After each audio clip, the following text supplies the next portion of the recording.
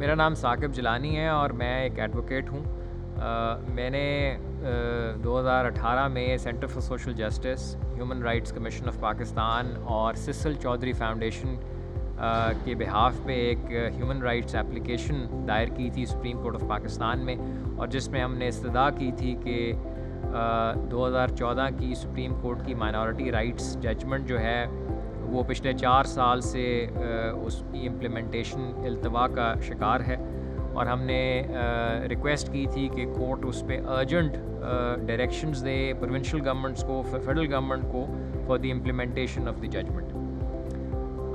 اس context میں 2019 جنوری میں اس وقت کے جو چیف جسٹس صاحب تھے جسٹس ثاقب نثار, انہوں نے ایک 1 مین کمیشن کانسٹیٹیوٹ کیا تھا headed by doctor Shoaib Suddle. میں اس کمیشن میں بھی ان کو اسسٹ کر رہا ہوں. میرے ساتھ ڈاکٹر رمیش کمار MNA ہیں, وہ بھی حصہ ہیں اس کے, اور ہم پچھلے 2 سال سے ڈاکٹر شعیب سڈل کی سربراہی میں اس ججمنٹ کی امپلیمنٹیشن کے اوپر کام کر رہے ہیں. میرا نام یعقوب خان بنگش ہے. میں ایک ایکیڈیمک ہوں, لاہور میں ایک یونیورسٹی میں پڑھاتا ہوں, اور میرا CSJ کے ساتھ تعلق اب کافی سال کا ہے. میں ان کے ساتھ ہیومن رائٹس اور اسپیشلی مائنورٹی جو ریلیٹڈ ایشوز ہیں ان پہ کام کرتا ہوں. جی, یہ جو report centre for social justice نے لکھی ہے on the implementation of the Jilani judgment, اور اس کے بعد جو اس کا ساری جو امپلیمنٹیشن ہوئی ہے, یہ ایک بہت اہم رپورٹ ہے, بیکاز ایک ہی رپورٹ میں انہوں نے یہ کچھ سالوں کی جو کاوش ہے اس کی امپلیمنٹیشن کی, اس کو بیان کیا ہے, اور یہ بڑے افسوس کے ساتھ ہمیں دیکھنا پڑ رہا ہے کہ تقریباً 25% تک اس کی امپلیمنٹیشن نہیں پہنچ سکی. تو یہ میرے خیال میں ایک اہم چیز کو ظاہر کرتا ہے کہ ہماری سپریم کورٹ کے چیف جسٹس نے ایک ججمنٹ اناؤنس کی, اور اس کی امپلیمنٹیشن اتنے سالوں کے بعد اس کو امپلیمنٹ کرنا اتنا مشکل ہے. تو یہ آپ کو بتاتا ہے کہ پاکستان میں رول آف لا کی, سپریم کورٹ کی, اس کی ججمنٹس کی کیا حیثیت ہے, کیا امپورٹنس ہے, کہ ججمنٹ آنے کے 4, 5, 6, 7 سال بعد بھی اس کو امپلیمنٹ کرنا اتنا دشوار ہے. تو یہ میرے خیال میں ایک المیہ ہے کہ اگر ایک رول آف لا جو بیسک ایک بلڈنگ بلاک ہوتا ہے ایک ملک کا, اور اس رول آف لا میں سپریم کورٹ اور اس کی ججمنٹس کا ایک بڑا پیوٹل قسم کا رول ہے, اگر ہم اسی کو ایک جگہ پہ رسپیکٹ نہ کریں تو یہ مائنورٹی میجورٹی کی تو اس میں بات ہی نہیں ہے. یہ ایک کنٹری کی بات ہے کہ وہ کنٹری بنی کیسے ہے, وہ کنٹری چل کیسے رہی ہے, اس کا جو سوشل کانٹریکٹ ہے وہ کس طرح سے انفورس ہو رہا ہے. تو یہ بڑے ایک افسوسناک بات ہے کہ ایک سپریم کورٹ کی ججمنٹ ابھی تک امپلیمنٹ نہیں ہوئی سبسٹانشیل فارم میں. بلکہ اس سے مجھے یاد آتا ہے, مجھے ایک دفعہ ایک سپریم کورٹ کے جج نے یہ کہانی بتائی تھی کہ جی وہ تو اپنی ہیئرنگز میں کوشش کرتے ہیں کہ ججمنٹ سے پہلے ہی اس کی امپلیمنٹیشن شروع کروا دیں, بیکاز ججمنٹ آنے کے بعد بقول ان کے کوئی سنتا نہیں ہے. تو یہ میرے خیال میں بالکل اس کی ایک عکاسی کرتا ہے کہ جی ججمنٹ آنے کے بعد جو اس کے سارے جو اسٹیک ہولڈرز تھے جنہوں نے یہ امپلیمنٹ کرنی تھی, انہوں نے زیادہ بات نہیں یہاں سنی. اور اس میں میرے خیال میں بہت زیادہ ایشوز ہیں کہ یہ ابھی تک امپلیمنٹ کیوں نہیں ہوئی. یہ ایک بڑا ایک اہم سوال ہے کہ اس میں کیا ایک پٹ فالس آ رہے ہیں. سب سے پہلے اور میرے خیال میں جو اہم ہے وہ اتھارٹی کا ہے. نیشنل کمیشن فار مائنورٹیز جو ہے وہ ایک اسٹیچوٹری باڈی نہیں ہے. ہم نے 1 سال پہلے اس کے لیے کیمپین بھی کی تھی کہ جی اس طرح کی آپ نوٹیفائڈ باڈی تو کر سکتے, آپ نے کر دی ہے, مگر اس کو ایک اسٹیچوٹری باڈی بنائیں, جو کہ 1 سال گزرنے کے بعد بھی نہیں بن سکی. اور اس کی فنکشننگ اب سال اس کو ہو چکا ہے, ہم نے دیکھا ہے کہ اس کی فنکشننگ بھی اتنی اچھی نہیں ہے. اس کے ساتھ ساتھ funding is the most important thing. اگر آپ کے پاس پیسے ہی نہیں ہیں, آپ ان باڈیز کو پیسے ہی نہیں دیں گے تو یہ آگے کیسے جائے گی. ابھی اسی رپورٹ کے اندر ظاہر ہوا ہے کہ جو پنجاب میں مائنورٹی افیئرز ڈپارٹمنٹ ہے, اس کے پچھلے 2 سالوں میں جب سے یہ PTI کی گورنمنٹ آئی ہے, بجٹ آدھا ہوا ہے, اور اب یہ 500 ملین کے اوپر ہے, جو کہ بہت ایک چھوٹی سی ایک رقم ہے, اور اس میں سے بھی یہ ایلوکیٹ ہوا ہے. ریلیز کتنا ہوا ہے ہمیں یہ نہیں پتا. تو اگر آپ فنڈنگ ہی نہیں دیں گے, فنڈنگ کو 50% کاٹ دیں گے ود ان 2 ایئرس, سو کہاں سے ڈیولپمنٹ آئے گی in terms of minorities and in terms of the parameters of this judgment that require action. The judgment clearly shows that this is not a religious matter, it's a matter of the enforcement and realization of fundamental rights and freedoms of the minority community in Pakistan. And I want to quote some paragraphs of some excerpts from this judgment. And the judgment stated that the right to religious conscience conferred under this article does not make any distinction between majority and minority or Muslim and non-Muslim. It is the nature of an equal religious protection clause conferred on every citizen, every religious denomination and every sect. This equal religious protection clause is in the same nature as equal justice under the law and equal protection under the law clauses conferred under Articles 4 and 25 of the Constitution. Of course, you know that Article 25 is the equality clause of the Constitution. It further says that the right to religious conscience is a fundamental right. It has not been subjected or subordinated to any other provision of the Constitution because it is only subject to law, public order and morality and not to any religious clauses of the Constitution. Therefore, in the light of what the judgment has said, I don't see any reason why it should have been housed within the Ministry of Religious Affairs. It's never meant to be under the aegis of this ministry. I must compliment the Center for Social Justice on this very detailed and analytical report about the implementation of the Jilani Judgment. I think if they had registered for a PhD in any of the well-recognized universities regarding a particular paper, it is so well researched and so well put together that it could have earned a PhD degree for the Center of Justice. But one thing that stands out is, his title is Justice Yet Up. It's 7 years since the passing of the Jilani Judgment, and we are still waiting for its effective implementation. And I just hope that legitimate expectancy at my stage in life to see that it gets implemented and not just pass away with that which had to be done 7 years ago to be done today. मेरा नाम स्वरूप एजाज है. मैं पेशे के हवाले से वकील हूँ. एक बैन-अक़वामी इंसानी हकूक़ की तंजीम है ह्यूमन राइट्स वॉच. उनका पाकिस्तान में नुमाइंदा हूँ. उनके साथ मेरा एक लार्जर रोल है. उनका मैं सीनियर काउंसिल हूँ for Asia. Human rights commission Pakistan का मेंबर हूँ. और ये सेंटर फॉर सोशल जस्टिस जिस इदारे ने ये रिपोर्ट लिखी है उनका बोर्ड ऑफ डायरेक्टर्स का मेंबर हूँ. ये जो रिपोर्ट है मेरा ख़्याल है बहुत अहम है क्योंकि जो तसद्दुक़ हुसैन जिलानी साहब की जो जजमेंट थी जस्टिस जिलानी की उसको आए बहुत अरसा हो गया. करीबन 7 साल होने को हैं और उसका अब ये वक्त था कि देखा जाए कि अभी तक हमने एक तो क्या कामयाबियाँ हुई क्योंकि वो बहुत लैंडमार्क जजमेंट थी. But landmark judgement is as good as it's implementation. And what this report finds is that the potential of the judgment, both in terms of its impact on freedom of religion as a constitutional right in Pakistan and for a tolerant, progressive, modern Pakistan, have sadly been not been realized. और उसकी बहुत सी वजूहात हैं जो इस report में बहुत detail से बात हुई है. मगर उसमें जो मसाइल सामने आए हैं वो मसाइल जो हुकूमत की तरफ से या हुकूमती इदारों की तरफ से ख़ास वो सूबाई हुकूमतें हों या वफाकी हुकूमतें हों और उनके ज़ैली महकमे हों, वो मसाइल जो हैं वो अहलियत के भी हैं और वो नीयत के भी हैं.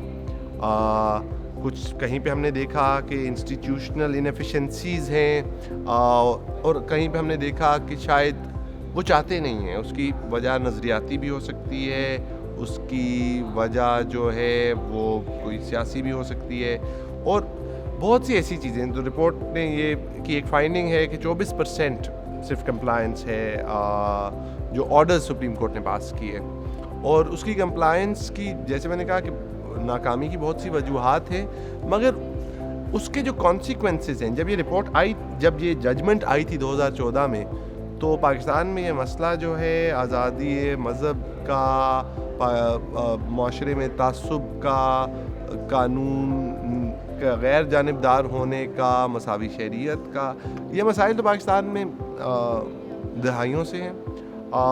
तब भी बहुत अहम थे मगर शायद लगता ऐसे है कि अब जिन मराहिल से हम गुज़र रहे हैं वहाँ पर इस जजमेंट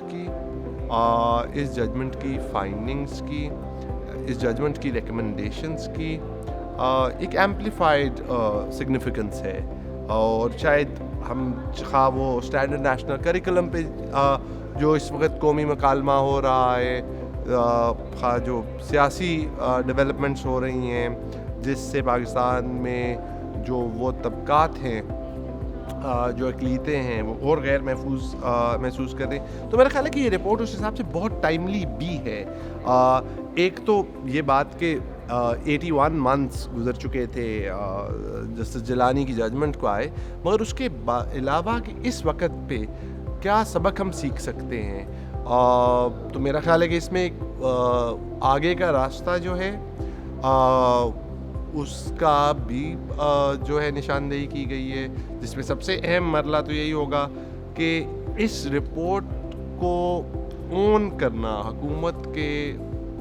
حکومتوں کے خاص صوبائی ہوں یا وفاقی ہوں تمام لیولز کو، وہ نہ صرف ایک آئینی ذمہ داری ہے کیونکہ وہ سپریم کورٹ کی ججمنٹ ہے، نہ صرف اس لیے آئینی ذمہ داری ہے یا قانونی ذمہ داری ہے کیونکہ پاکستان کے قانون میں دستور پاکستان میں آرٹیکل 22 ہو، آرٹیکل 19 ہو، آرٹیکل 25 ہو، یہ ضمانت جو ہے ریاست نے تمام شہریوں کو دی ہے. وہ اس لیے بھی اہم ہے کہ پاکستان کا جو بین الاقوامی آبلیگیشنز ہیں انسانی حقوق کی، ہم اپنے آپ کو ایک مہذب دنیا کا، ایک عالمی برادری کا ایک ماڈرن پروگریسو رکن دیکھنا چاہتے ہیں. اور اس کے علاوہ یہ اس لیے بھی اہم ہے کہ کچھ اندیشہ یہ ہے کہ شاید یہ کوئی ٹپنگ پوائنٹ ہے اور اس پہ ایکٹ نہ کیا گیا تو شاید خالی اس آئینی اور قانونی بحث کے علاوہ جو اس کے کانسیکوینسز ہوں گے، جو اس کے اثرات ہوں گے معاشرے پہ، وہ بہت خوفناک ہوں گے. ہم نے ماضی میں ایسے سبق سیکھے ہیں، سبق تو شاید نہیں سیکھے، ماضی میں ہم نے ایسے حالات دیکھے ہیں اور امید یہی کرنی چاہیے کہ ان سے سبق سیکھیں. تو یہ رپورٹ جو ہے مجھے لگتا ہے کہ بہت کام ہوا ہے اس میں، تحقیق کے حوالے سے بہت کیئرفلی، بہت مٹیکولسلی لکھی گئی ہے اور امید یہی ہے کہ جو ذمہ داران ہیں وہ اس کو سنجیدگی سے لیں گے، وہ سپریم کورٹ کے فیصلے پہ عمل درآمد کریں گے. اور ساتھ ساتھ امید یہ بھی ہے کہ معاشرے میں جو آگاہی ہے اس رپورٹ کے بارے میں بالخصوص، مگر بالعموم جن مسائل کی نشاندہی یہ رپورٹ یا جیلانی صاحب کی، جسٹس جیلانی صاحب کی ججمنٹ کرتی ہے، ان کا تدارک کرنے کی بھی کوشش ہوگی. شکریہ. میرا نام پیٹر جیکب ہے اور میں ادارہ برائے سماجی انصاف میں ایگزیکٹو ڈائریکٹر ہوں. یہ ادارہ برائے سماجی انصاف کی طرف سے جیلانی ججمنٹ کے بعد 2014 میں جو آئی، یہ تیسری رپورٹ ہے جو کمپائل کی گئی ہے. 2015 میں جب میں نے سپریم کورٹ کی ہیئرنگز میں شریک ہونا شروع کیا اور پہلی مرتبہ ہم ایک درخواست لے کے گئے سپریم کورٹ میں، تو دیکھا یہ کہ وہاں پر جو روٹین میں کارروائی ہوتی ہے اس میں یہ بہت سے لیگل پوائنٹس اٹھائے جاتے ہیں. ادھر سے حکومت کے وکیل ہوتے ہیں، پروسیکیوشن کے، اور پھر وکلاء ہوتے ہیں باقی سائلین کے، وہ کام کرتے ہیں. اور پھر آپ کو پتہ ہے کہ سالوں گزر جاتے ہیں، پینڈنسی اتنی زیادہ ہوتی ہے، اور وہ ساری چیزیں اس میں بھی آ رہی تھیں. بلکہ بڑے کیا کہنا چاہیے کہ شد و مد کے ساتھ یہ کوشش دیکھنے میں آ رہی تھی کہ یہ ججمنٹ جو ہے وہ امپلیمنٹ نہ ہی ہو. اس کی ایک وجہ تو یہ تھی کہ ایک اگنورنس پائی جاتی ہے، لا علمی پائی جاتی ہے عوام الناس میں بھی اور عوام خاص میں بھی. وہ کیونکہ سپریم کورٹ ہوتی ہے، وکلاء پڑھے لکھے، پھر امپلیمنٹرز، سرکاری افسران، تو ان میں بھی ایک اگنورنس پائی جاتی ہے مائنورٹیز رائٹس کے بارے میں، بلکہ ہیومن رائٹس کے بارے میں. اور پھر یہ بھی دیکھا کہ ایک لا تعلقی، لا غرضی یا انڈیفرنس وہ بھی دیکھنے میں آیا کہ اچھا یہ کون سی کوئی خاص بات ہے. تب سے مجھے لگا کہ ہمارے ملک میں جو امپلیمنٹیشن مشینری ہے اس کے اندر جو ایک ڈس فنکشن، ایک تیسری بیماری جو پائی جاتی ہے، کہ یہاں پر سسٹم جو ہے وہ کام نہیں کر رہا, سسٹم ڈیلیور نہیں کر رہا, وہ بھی دیکھنے میں آ رہا ہے. تو پھر ہمارے ذہن میں خیال آیا کہ نہ صرف یہ دیکھنا ضروری ہے کہ کورٹ کے آرڈرز کیا ہوتے ہیں, یہ دیکھنا کہ اس پہ عمل درآمد کس طرح سے ہوا ہے, تعمیل کس طرح سے ہوئی ہے یا نہیں ہوئی. ایک بہت بڑا کام ہے, اس کا پھیلاؤ بہت ہے, اور یہ بغیر اس کے نہیں ہو سکتا کہ ہم سارے پروسیس کا جائزہ لیں, تحقیق ہو اس کے اوپر, ایک لیگل ریسرچ ہو, ایک ایکشن ریسرچ ہو, اور ان کو کمبائن کر کے پھر آپ ایک رپورٹ تیار کریں, اور تب ہی یہ اسٹیک ہولڈرز کوئی ایک مجموعی پکچر وہ دیکھ پائیں گے. تب سے یہ کام جو ہے وہ ہم نے شروع کیا. اسی لیے کورٹ کے آرڈرز کی ہر کاپی, وہاں پر جانے والی تمام درخواستیں, اس کا جواب حکومت کی طرف سے, یہ ہم دیکھتے ہیں اور اس کے اوپر اس کو ریٹنگ کرتے ہیں. ہم جب سے یہ سڈل کمیشن تشکیل پایا ہے اور اس نے اپنا کام شروع کیا ہے, اس کے اندر جو پروگریس ہو رہی ہے اس کو بھی ہم نے اس کے رپورٹ کا حصہ بنایا. اور پھر یہ بھی کہ عدالت میں کچھ دعویٰ کیا گیا کہ ہم نے یہ عمل درآمد کیا ہے. مثال کے طور پر جو آپ کوٹا کے اوپر اسٹیٹمنٹ کچھ اور کہتی ہے اور حالات کچھ اور ہیں. کچھ سائلین ہیں وہ درخواستیں لے کے آتے ہیں, اس سے بھی حقائق کی معلومات ملتی ہیں. تو پھر اس طرح سے اس سارے پروسیس کو دیکھنے کے لیے ہم نے اپنا ٹائم جو ہے وہ بچا کے رکھا کہ اس کو ضرور ایک وقفے کے بعد ریگولر انٹرولز کے ساتھ اس کو کیا جائے. ایک تو مجھے لگتا ہے کہ ہمیں اس طرح کے, اور یہ اس کی لانچ تھی آج آفیشیل تھی اور کووڈ کے حالات میں تھی, لہٰذا اس کو ان پرسن بھی آن لائن بھی ہمیں کچھ اور آگہی کے سیشن کرنے پڑیں گے.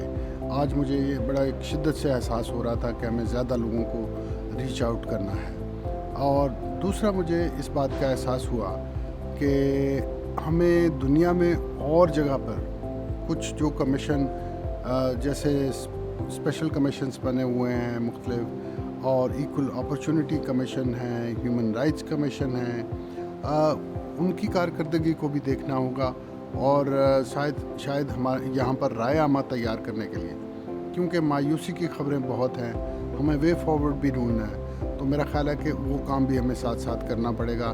اب وہ چاہے ریگولر رپورٹس کے, اب یہ سال 2 سال بعد رپورٹ ہوتی ہے, ہمیں شاید 6 مہینے بعد بھی ایک رپورٹ جاری کرنی پڑے.